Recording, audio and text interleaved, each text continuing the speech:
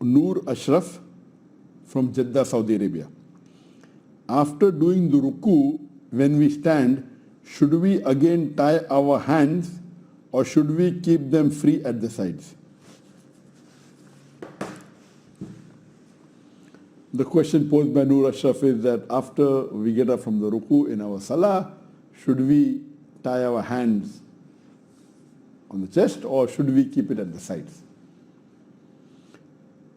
Regarding where should we keep our hands after we get up from the ruku, according to majority of the scholars, after you get up from ruku, we should keep our hands on the sides. According to Imam Abu Hanifa, according to Imam Malik, according to Imam Shafi, the view is that we should keep our hands at the sides after we get up from ruku.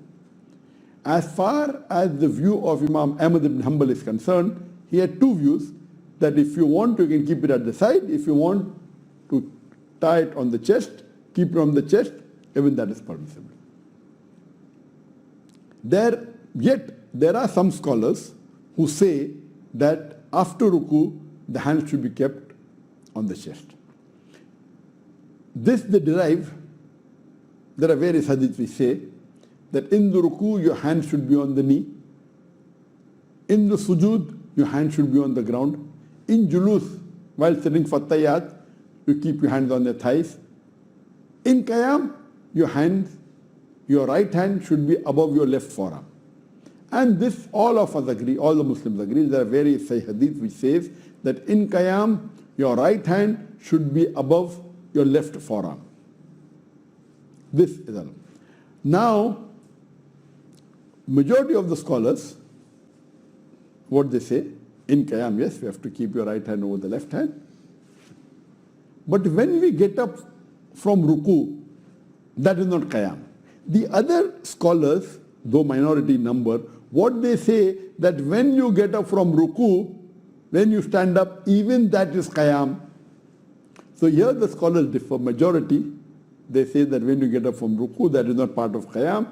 It is just in between portion after getting up from ruku and before going into sajda.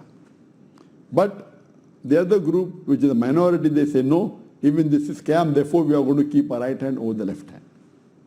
Further it's mentioned in the hadith of Sahih Bukhari, volume number 1, hadith number 828, that the Prophet, peace be upon him, when he got up from the ruku,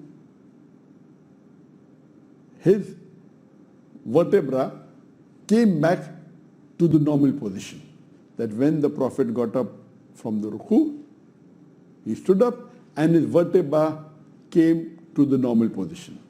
There's one more hadith in Sunan Ibn Majah, or number 1, hadith number 863, where it says that Prophet Muhammad, peace be upon him, when he got up from his ruku, all his bone returned to its position.